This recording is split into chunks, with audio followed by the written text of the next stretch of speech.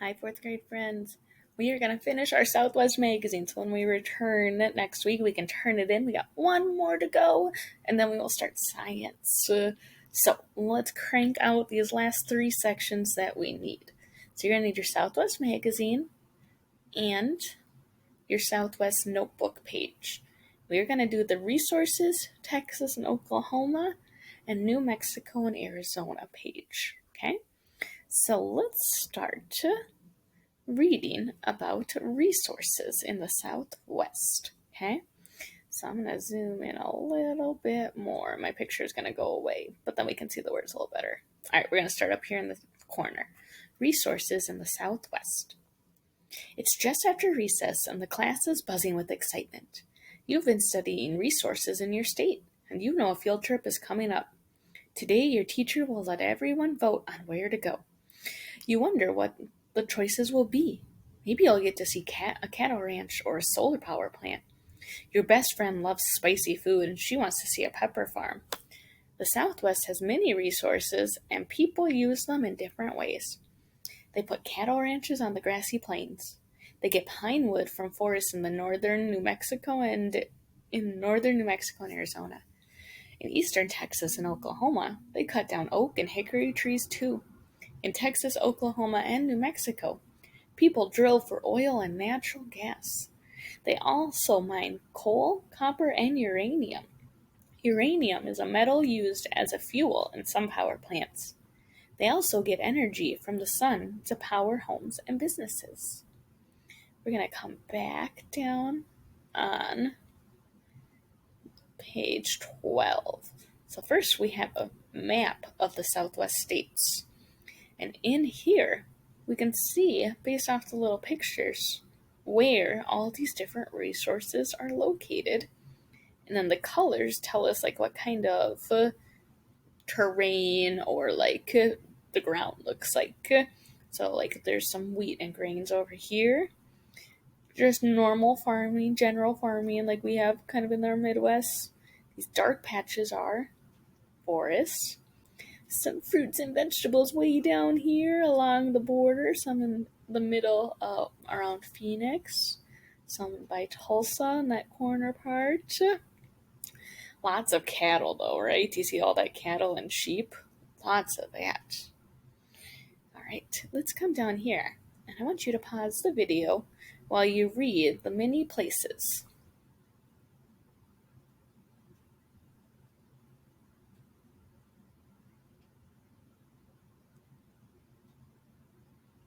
Alright, so we talk about those areas in the Southwest being arid. That new word, arid. Can you say that with me?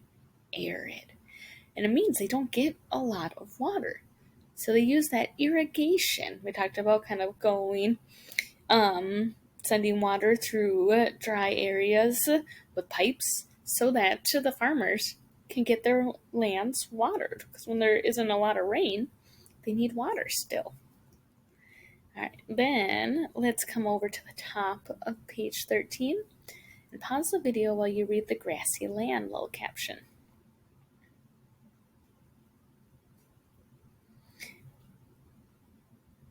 Alright, so we talk about cattle being moved because it's too dry for crops on the ranches. So they get the cattle, sheep, goats to move through, and the cowhands had horses to move these cattle. So now they move them by rail, but before we had railroads, they would have to gather up like old cowboys, like you can picture a cowboy, and move all those cattle and those sheep and goats. It would only take about 12 of them to move almost 3,000 cattle. Crazy. Alright, then let's come over here and let's read this one together. As more people started ranches and farms, they needed more workers. But many jobs were temporary, lasting only until the work was finished. Migrant workers often did these jobs. A migrant worker moves from place to place following the work. For example, a migrant worker might round up cattle in Texas, then head to New Mexico to harvest crops. So these migrant workers didn't just do one job. Like they didn't just work with just cattle or just crops. they would move around and have a lot of knowledge and skill in a lot of different areas. We got two more to read down here. Let's read these two together. The Southwest's booming oil industry began in the 1890s. In 1901, workers near Beaumont, Texas, found a huge oil deposit at a place called Spindletop. After that, thousands of people came to the region. They were all hoping to find black gold. Cities like Dallas, Texas, and Tulsa, Oklahoma got bigger thanks to the oil business. What do you think they mean by black gold? It's not gold. It's black, right? And it's oil. It's greasy and it's oily and ugh. Why do people want to move there? Because oil is worth a lot of money, so they called it black gold because it made them rich if they found it too. And the last part, talking about the Rio Grande. It's a major source of water in the Southwest. Its name is Spanish for big river. Rio means river and Grande means big. The Rio Grande stretches almost 2,000 miles from Colorado to the Gulf of New Mexico. It flows through mountains, canyons, and deserts. At Big Bend National Park in Texas, you can take a canoe trip down the river to explore its deep canyons. Keep an eye out for beavers, turtles, and colorful birds. So in that picture, you can see it looks like two canoes going down that river. Wow. All right, let's go back to our notebook page because we had a few questions about the resources. So many places in the Southwest are blank or very dry because they do not get much blank. We read that right away at the beginning. Do you remember? What was that word for very dry? Arid. They're arid. And why are they dry? They don't get much water. That makes them dry. To help, farmers use blank to water crops. I got that in there twice. Do you remember what that new word that talked about putting the water through the pipes was? They use irrigation to water crops. And we talked a little bit about black gold. What is black gold? It's just oil. Yep. All right. So let's find our page about Texas and Oklahoma next. Texas and Oklahoma today. Here we go. Let's see if I can zoom in. Nope, I can't. I got to do this. All right, so we got these two pages. I'm going to zoom in.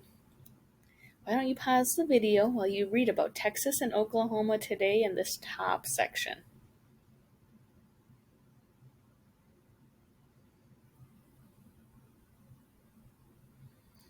So, we know that people in Texas and Oklahoma today still farm and run ranches, but a lot of people move to the cities, okay, to do other kind of work. They don't just work on farms now in the Southwest. They have a lot of diversity too, okay? There's the second largest Native American population there. A third of Texans are Hispanic, and a lot of Vietnamese people live there too. So we have a lot of diversity going on in the Southwest. Let's come over here and start with the caption that goes with the astronaut. Many Texans have jobs building aircraft and equipment used in air and space travel. Their business is called the aerospace industry. Astronauts train at the Johnson Space Center in Houston. That's also the home of International Space Station missions and other programs. Former U.S. astronaut Dr. Macy Jemison started 2 aerospace companies in Houston. She was the first African-American woman to go into space. Remember, that was one of our fun facts for the day after lunch, too, about Dr. Macy Jemison. So if you want to get into anything with space travel, Houston is a good place for you to go. Let's do with this cow little clip art little picture. One big industry in both states is food production. Texas has the most farms in the United States. Its ranchers raise more cattle than ranchers in any other state. Oklahoma is one of the top 5 beef producing states. Its farmers raise huge crops of wheat too. Many cowhands still use horses to round up cattle, but some use helicopters. So sometimes they even use a helicopter to round up their cattle. Why don't you pause the video while you read about Texas today, this caption over here.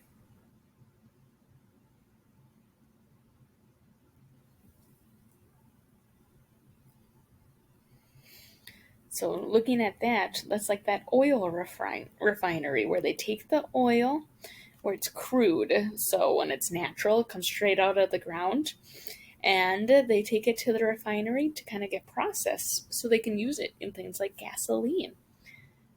And we got one last one, or two more. You've probably seen a lot of things like this, even in our states. Let's read about what they are.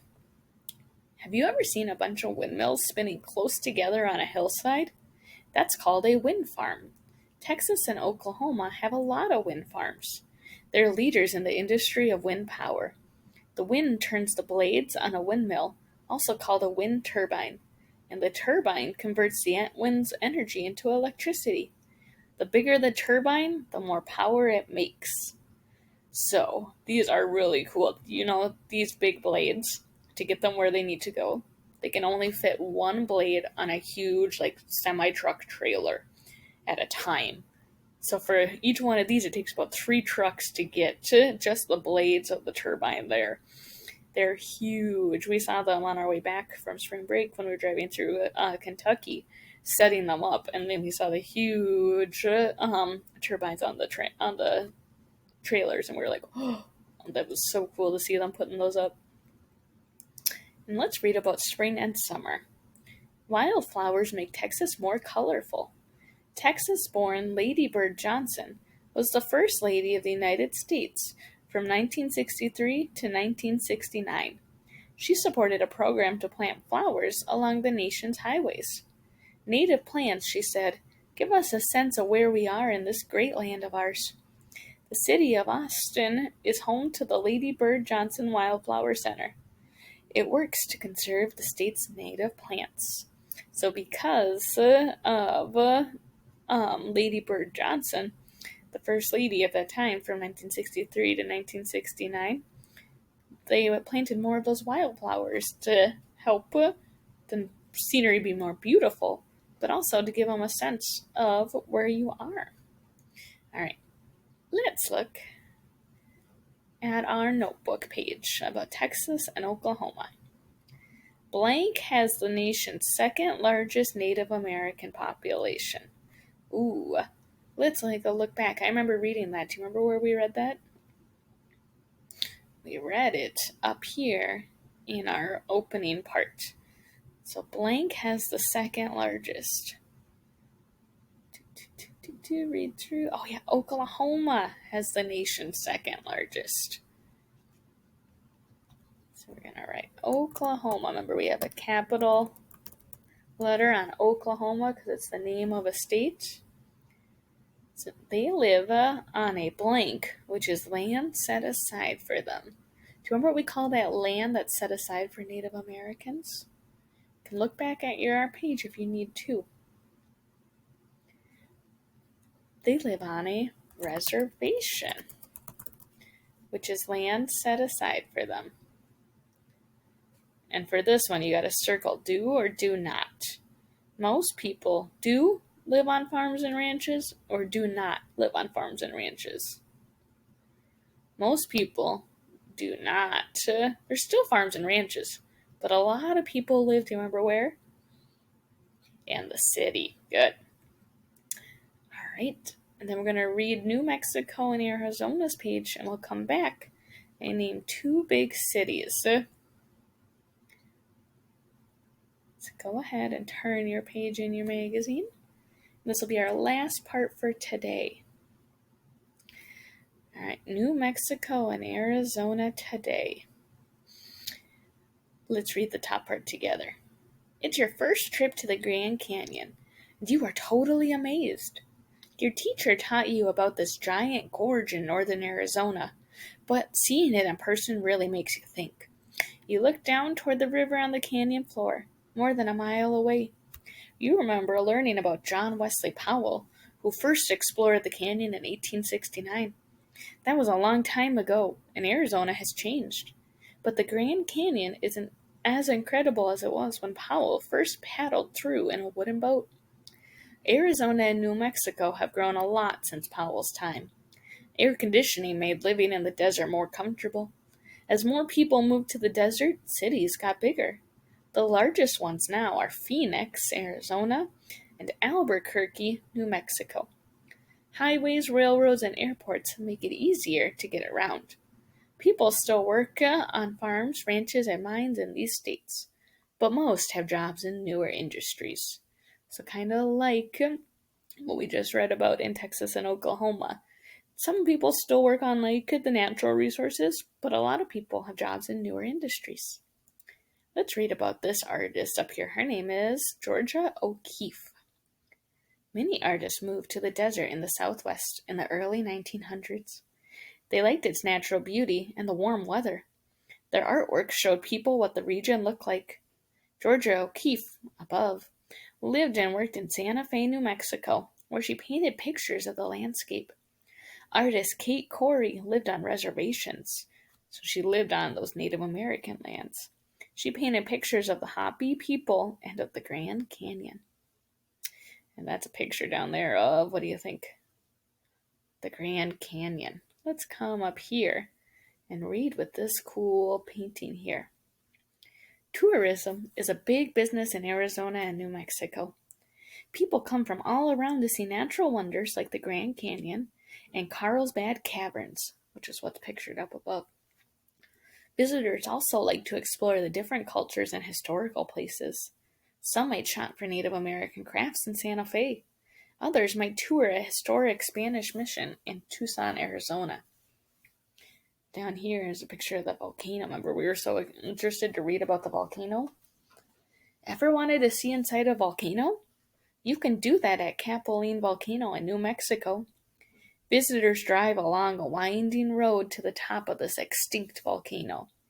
From there, they can hike on a trail around the rim or take a path down to the bottom. At the top of the 1,300-foot high cone, you can see parts of 4 other states: Texas, Oklahoma, Kansas, and Colorado. So from the top of that, on a nice day, you could see those 4 other states as well. Wow, that's got to be high up to be able to see all that. Let's read. I'll pause the video while you read over here about what both states have.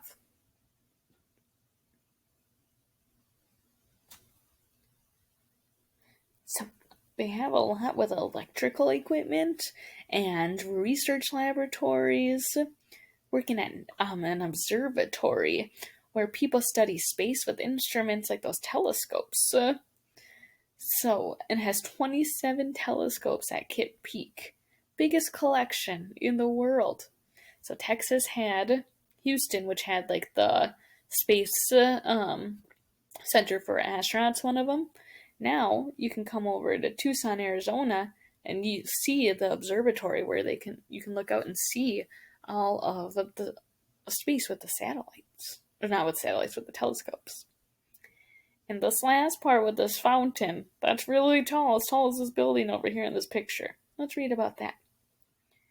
The Arizona town of Fountain Hills has one of the world's tallest fountains. The water can gush up to a height of 562 feet. That's taller than the Washington Monument, which is 555 feet. Built in 1970, the fountain sits in the middle of a human-made lake. The town also has one of Arizona's largest collections of public art. It includes murals, sculptures, and more fountains. How cool. So much unique stuff in New Mexico and Arizona, and a lot of using what's already there, right, to look at it deeper and more meaningfully. Let's take a look through. Our question was to name 2 cities. And I remember reading about those names of those 2 big cities in our opening spot. What were those 2 names? We had Phoenix and Albuquerque. Albuquerque is really hard, so I'm going to have to go back and forth as I'm doing that. But I know Phoenix, Phoe.